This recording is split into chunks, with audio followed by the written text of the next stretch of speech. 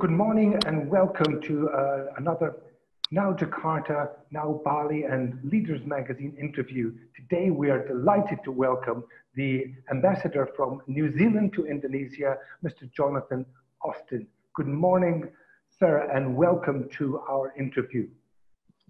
Selamat pagi. Good morning, Alistair. It's great to be talking with you again on this platform. We know that nobody is actually where they are at the moment, so I presume that you are in Jakarta somewhere, but like most of us working from home, but it doesn't matter. You're here virtually, and we're delighted to have you on board with us. What I'm going to do is just ask you a series of questions which hopefully will be of interest to our readers in their various forms, as I say, across 3 different platforms. The answers will all be available in written transcript on websites, some of it on our social media, and of course as video on our e-magazines, as well as in our print eventually as well, because we have come back to print too. So let me just dive in with the first question, which of course has to be about our new friend COVID-19. Look, New Zealand has emerged as one of the best countries in the world to have dealt with COVID pandemic. What was the strategy there? What were the principal elements that were adopted to make this happen? Well, I think we're very lucky in New Zealand that today, in fact, we've gone back to what we call level 1, which effectively means normal life with just a few restrictions or a few guidelines on sort of large indoor meetings and recommendations to wear masks. But other than that, people can go about their normal life. So we are very lucky. I guess the biggest thing that helps us straight away is that we're an island and we're a long way away from anyone else. We have the world's biggest moat around us. So that certainly helped. But it's also true that we closed our borders quite early on. So we were able to contain the virus in New Zealand quite early on. And we also went into a very hard lockdown early on. And I think The Economist and others have measured New Zealand's lockdown and said it was probably one of the hardest in the world. So for 4 weeks, basically everybody stayed home. And in that time, we were able to get on top of the virus through comprehensive testing and tracing of people who had unfortunately become infected with it. So I think being able to kind of nip it in the bud, as it were, was really important to allowing us to be in the situation we're in now. I think another factor which has really helped in New Zealand is very clear and strong political and officials level leadership. So particularly during the early stages of the pandemic, the Prime Minister was appearing in a press conference every day, and alongside her was the Director of Health. And the actions that were taken by the New Zealand government were on the instruction and direction of the Director of Health. So health officials led the response, backed up by all of the rest of government, responding and following the lead of the Director of Health, who's a senior official, not a political minister. But alongside him was the Prime Minister, and they were a very strong team together with very clear and regular guidance to the public every day. And in fact, their 1 o'clock press conference became something that just about everybody in New Zealand tuned into to hear, what the latest was. Since that kind of initial phase, those regular briefings have become less frequent, but it's also this kind of strong, clear political leadership based on advice from health officials, I think has been a really strong element of New Zealand's response, and the reason why we're in the situation we're in now, where people can kind of live a pretty normal life. That's fantastic. Do you think there's any lessons that are learned there that are relevant to Indonesia that you can or perhaps already have passed on to Indonesia? Are there things that you've learned that could be useful here? Well, I think we've been very careful in New Zealand not to kind of tell others to do what we did. We recognise that we were in a pretty unique situation. As I said, we're so far away, and we were able to kind of get on top of this early on. But I think the things that I've just described have been really important elements in our success. So it's a health-led approach. We're taking advice from health experts and epidemiologists, and the politicians are listening to them and doing what they're told. So that's sort of one clear lesson from our experience.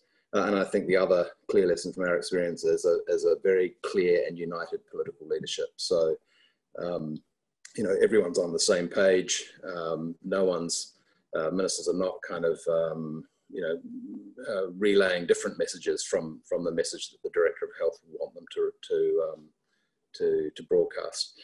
Different countries have, you know, responded in different ways. That's how we've done it. It's worked for us, and you know, people are welcome to kind of, you know, see what we've done. But as I say, not everyone's like New Zealand. And of course, slightly difficult to make comparisons with a country of 270 million people with 500 plus local governments administering as well. So the challenges here are certainly different, and we don't have a 1,000-kilometer moat either. Will New Zealand open its doors to tourism again? When do you think that's going to happen? And when will you allow New Zealanders to start traveling again? Because New Zealanders are the world's great travelers. They can't wait to get around the world, even though they live in a beautiful country themselves. Yeah, well, Alistair, that's probably the toughest element for us to deal with right now, as you say. For New Zealand, our tourism industry has been our #1 export earner for a number of years now, very close with dairy. And export education, in fact, is #4. You know, New Zealand's become a very popular choice for people to send their children for school and university study. But with a closed border, it's really hard to do those things. But the border is clearly our greatest risk. Because we have eliminated COVID in New Zealand, we can't afford to have any COVID cases coming through the border and into the community. So we have a very strict 2-week compulsory government quarantine for all arrivals. And there's a limit on the numbers. There's basically 7,200 hotel rooms. And the priority for those hotel rooms is New Zealanders who are returning. And many of them have, because as you point out, you know, for a country of 5 million, there's nearly 1 million New Zealanders who live outside New Zealand. And with COVID spreading and the economic effects of it as well, many New Zealanders have said, actually, you know, the place I want to be is back home in New Zealand, where it's safe, my children can go to school, I don't have to worry about COVID. So those 7,200 rooms are filled with New Zealanders coming back, which means it's very hard for us to open up space for tourist or investment or business travel. So that's a big problem. We can't really add any more capacity. That's pretty much the limit of hotel capacity for hotels that can meet the quarantine criteria. So we're going to have to look over the next 6 to 12 months on how we can, how we can manage the border so that people can come across. But clearly, it's going to be a long time before we can contemplate having thousands of tourists arriving in New Zealand. In terms of New Zealanders travelling overseas, the government has advised against all overseas travel. And New Zealanders are not banned from travelling overseas, but they're strongly discouraged from doing so. Firstly, by this advice not to travel. And secondly, by the fact that if you choose to leave New Zealand after the middle of August, when you come back, you will have to pay for your quarantine. So people New Zealanders returning to New Zealand who have been outside, they don't have to pay. But if you've left New Zealand after the middle of August and then come back, so if you've been a tourist, you'll have to pay the cost of quarantine, which is a substantial sum. And of course, if you travel against government advice, then you probably have no travel insurance either. Again, we're unlikely to change that for some time. I mean, I think we're not even probably at the midpoint of this pandemic. As the numbers tell us, when you read the media every day, the numbers are continuing to grow. The risks, if anything, are greater now than they have ever been in overseas travel. It may be that at some point in the next few months we can look at some countries which have a lower infection rate or no infection rate, and there are some countries in the Pacific that fit that category. And we've done a lot of work on a potential future travel bubble with Australia. But again, Australia's got its own challenges now, particularly in Victoria, managing a COVID outbreak. So for us to have a travel bubble with Australia, both sides need to be assured that there is no community transmission. So again, we'd hope that that would be in place by now, but this outbreak in Victoria has made the ideas of a travel bubble pretty tricky for the time being. So I think it's not going to be, until sometime towards the end of next year that New Zealanders are going to be able to travel again, and that will depend on access to an effective vaccine. Yeah, it's not a very optimistic forecast, is it? In fact, I mean, some people say unless it's eliminated everywhere, it's eliminated nowhere, because everything is so interconnected now. Well, I think what we've all learned is it's a very tricky virus, and it can spread very easily, and we're still learning, in fact, about exactly how it spreads. So I think some people are optimistic about vaccines, but that's still unproven. And even if a vaccine is available later this year or early next year, we still don't know actually how effective it will be, or indeed what the side effects will be. So I think it's going to be some time before people can travel, even with a vaccine. True. Just moving on to our sustainability discussion, because it segues in nicely with tourism. New Zealand used to have a fantastic, maybe still does, I don't know, a fantastic tourism brand called 100% Pure New Zealand, which I really liked, based on the exceptional protection and purity of the air and water, the wool. I mean, it applied to everything. Is that still relevant today? Has New Zealand remained an environmentally good example to the world? And if so, how have you managed to do that? I know at the moment with lockdown, but up to COVID, you still had maintained a great deal of purity. How did you manage that? Well, I think our brand's now 100% New Zealand, because it's, I guess, there's more than just purity. But we've maintained the brand, and if you look online, you'll see that brand is still there. Again, I don't think we're not saints in this regard. We do have our own challenges, environmental challenges in New Zealand. Things like river quality, issues around emissions from our transport fleet, those kind of things. But it's also true, and I think especially those of us that live here in Asia, the clear sky, the clear air, the greenery of New Zealand is just such a tonic. When you've been in, big concrete jungles and in cities like Jakarta with some of the world's worst air pollution. So, I guess that's part of our brand proposition, and we do work hard to try and have a clean environment, but we're not perfect. We recognize that, and there's still work to be done.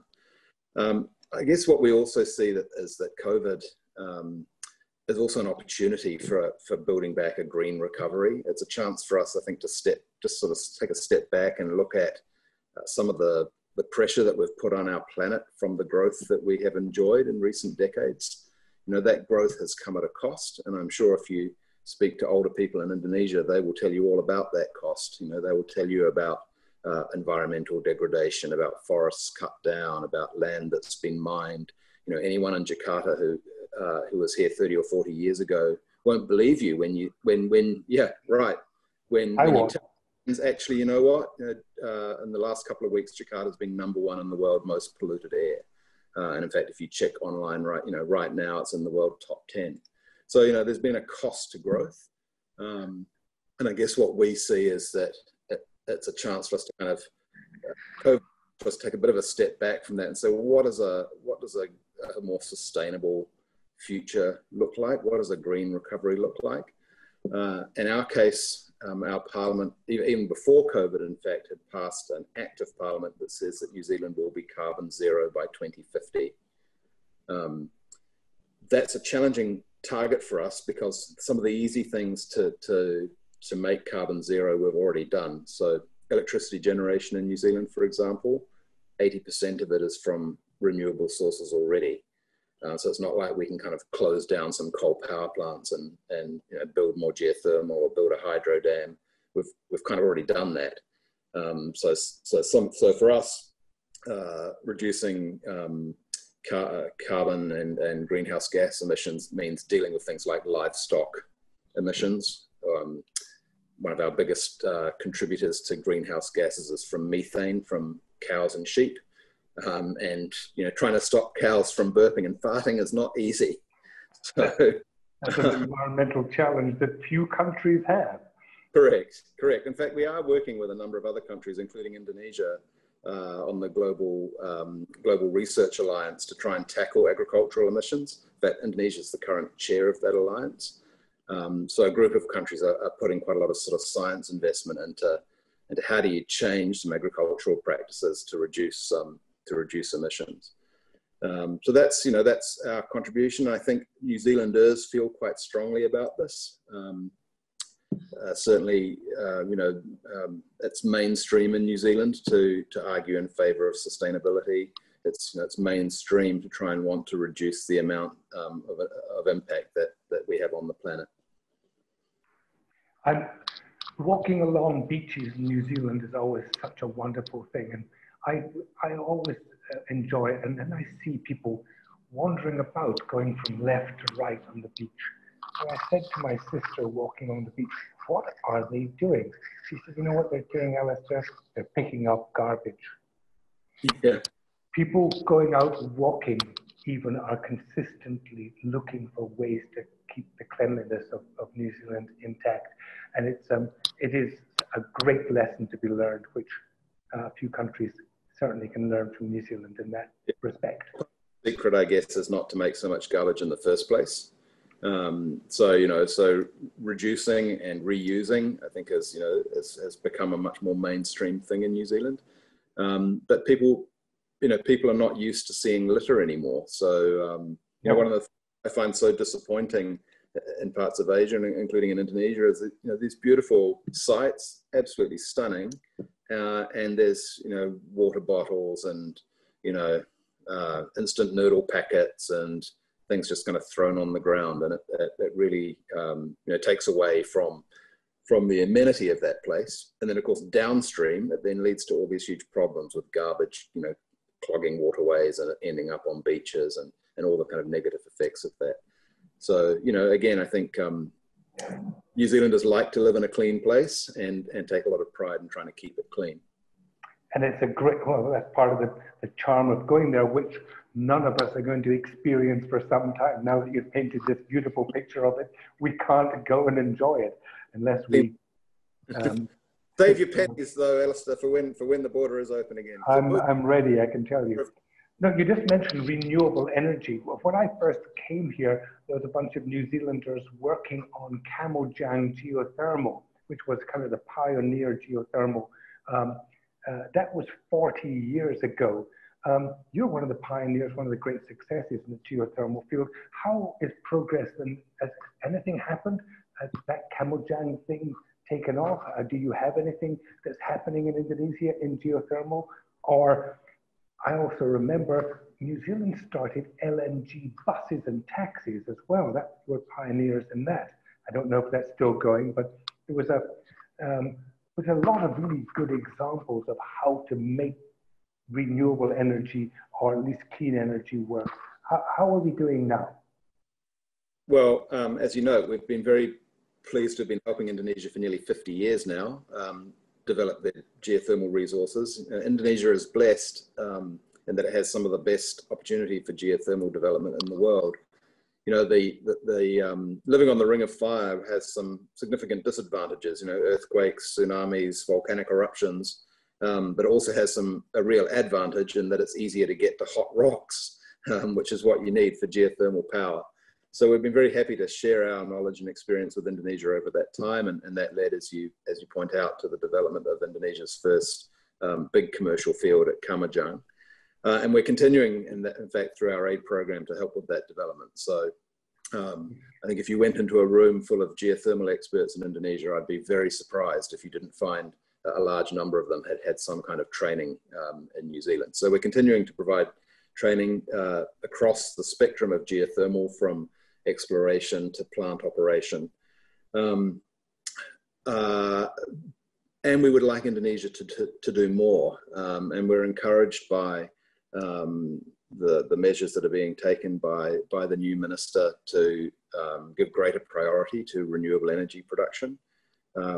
We think that's essential for the planet, but it's also incredibly important for Indonesia. You know, I spoke earlier about the effects of air pollution in Jakarta, a lot of which comes from coal power generation. So, you know, you remove the coal power generation, replace it with clean renewables. Longer term, that will cost Indonesia less money, but it'll also make the air in Jakarta a lot cleaner, and that will save thousands of people from dying prematurely.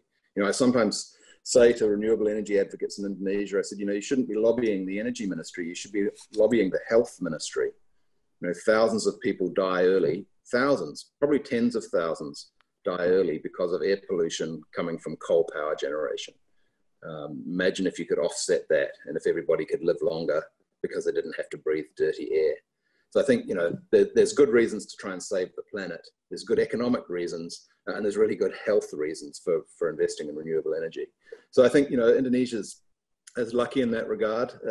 You can develop geothermal. It's also sunny, so there's great opportunities in solar PV. We're doing some work out in Maluku at the moment on that, working with PLN and the local community there on expanding access to renewables. And we're very committed to doing that in the future and to sharing, you know, our experience with a grid, which, as I said earlier, is you know, 80%, and we're aiming for 100% renewable energy, or renewable electricity at least. That's fantastic. Look, going back to the great outburst from the huge animal population in New Zealand, New Zealand is one of the world's favorite larders. I mean, you've been supplying the world with meat and livestock, dairy products, the whole fruit industry, and of course, my favorite export from New Zealand, which is your wine. How is trade with Indonesia across these major categories? Perhaps not at the moment, but I have heard there's some hidden barriers to something which would seem to be a great necessity for Indonesia and a great source in New Zealand. How are things going now? Well, New Zealand's the only country in the OECD that relies primarily on farming for its economic success. So, you know, farming is the backbone of our economy, and that's even more so now that the border is closed and tourists are unable to come.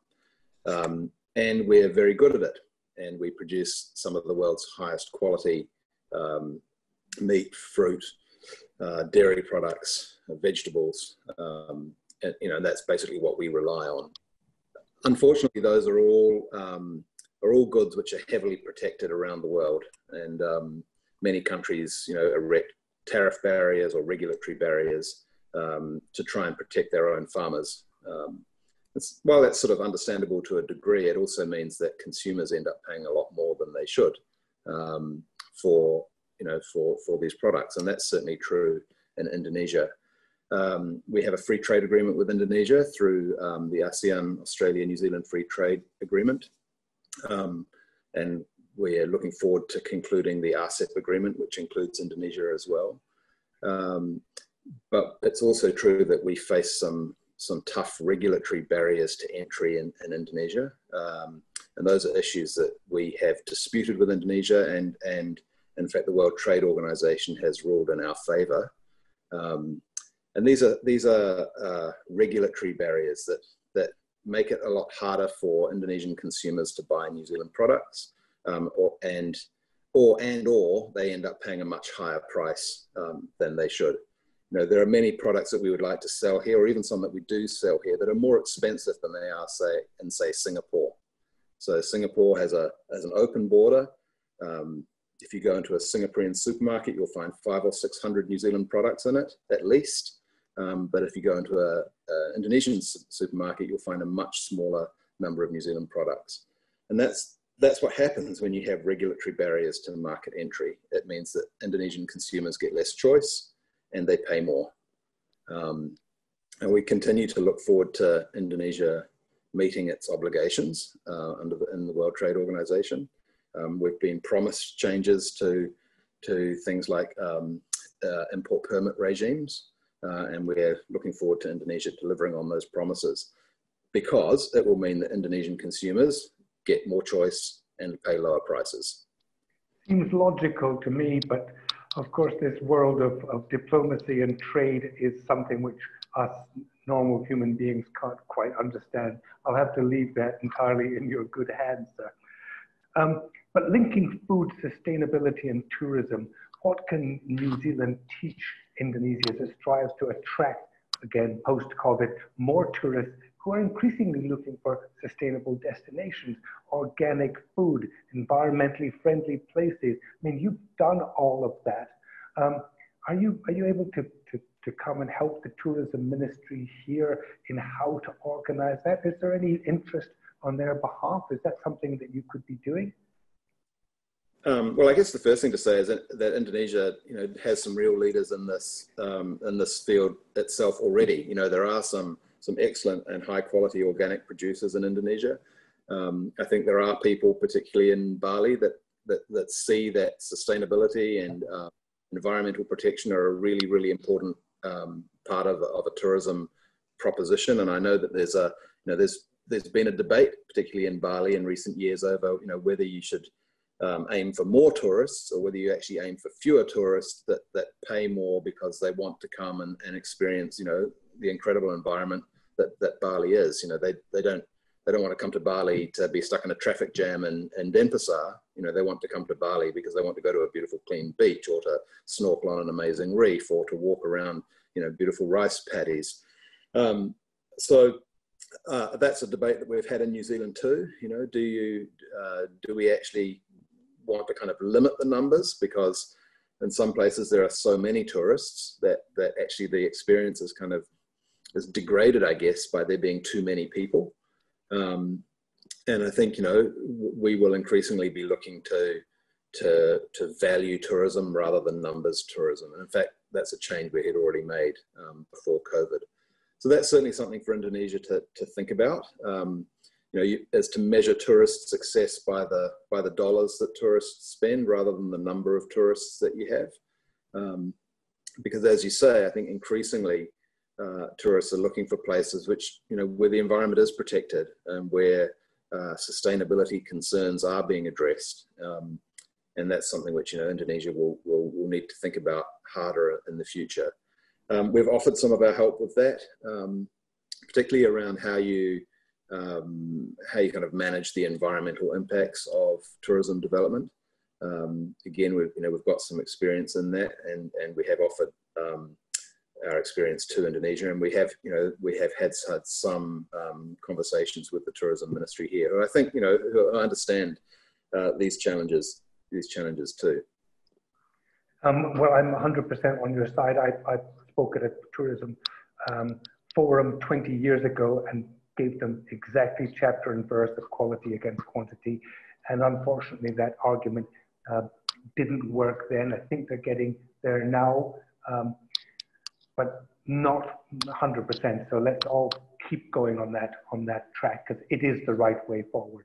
You look at Rome, where people go to the Spanish Steps and leave without having seen them because there's so many people sitting on them. I mean, there are serious downsides to mass tourism. A final note on my favorite subject, New Zealand wine. Are you still bringing a lot of wine into Indonesia? Do you know about the wine trade? Especially since the EU wines have been temporarily or reduced due to another dispute which is taking place. Are you doing well on that front? Well, we do pride ourselves on having some of the world's best wines, and I think last year New Zealand wine was #1 by value in the US market, for example, for imported wines. So the price per bottle, if you like, in North America for New Zealand wine was higher than that from any other producer, including sort of well-known European producers. So we do have a very high quality wine. Indonesia is a pretty small market for wine. I think last year total imports are about $14 million US, so that's pretty small. We have about a 10% market share. So last year that was roughly $1.3 million US, and it has increased from 2018 when it was around about 900,000. So Whether we've got more market share because other competitors are not in the market, or whether it's because people realize that we have some of the world's best Sauvignon Blanc and Pinot Noir, I don't know. But yeah, no, we're pretty happy with how we're doing. But as I say, it's a very small market.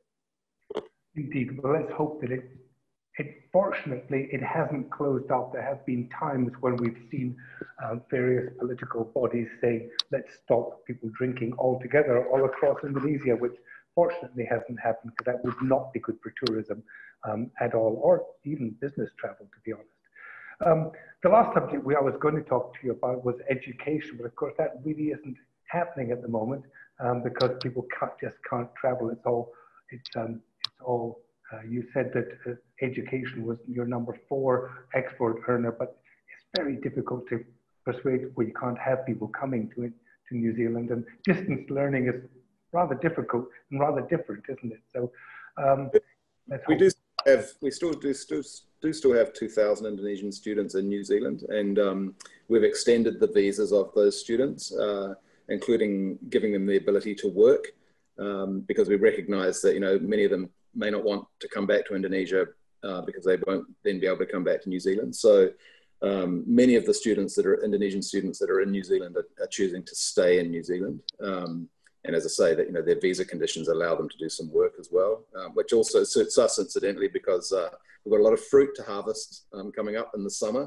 So the more people that we have around to help do that, the better, because normally we would have people, including from Indonesia, come to help us pick some of our harvests. So we do still have some students there.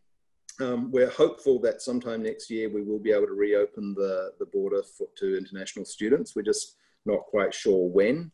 And we'd like to see more Indonesian students in New Zealand. I think if you talk to Indonesians that have been to New Zealand for study, they appreciate the high quality of the study, but they also really appreciate the welcoming nature of New Zealanders and feel included.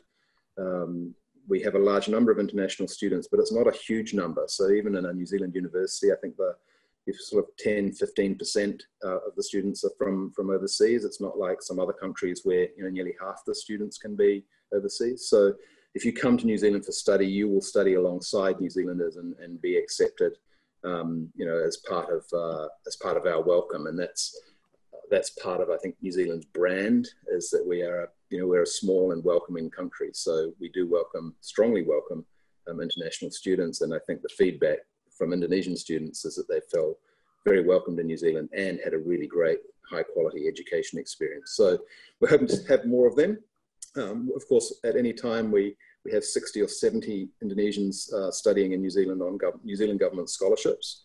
We're hoping that we can bring more students down next year, but it just depends on where we end up on our border settings. So maybe not at the beginning of next year, but hopefully towards the end of next year, we will be open again for students. And in the meantime, some of our universities are offering some of their undergraduate courses online, so that you can start online, and then once the border opens, you can then come and continue in person in New Zealand. And hopefully the curricula in your universities includes teaching Indonesians how to play rugby.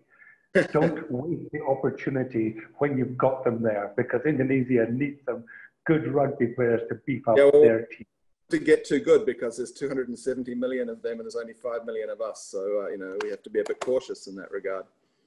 Well, you haven't been overtaken yet, sir. So let's hope that New Zealand, the All Blacks, continue to dominate the world until they come to Scotland, of course, where we nearly beat you last time, very close.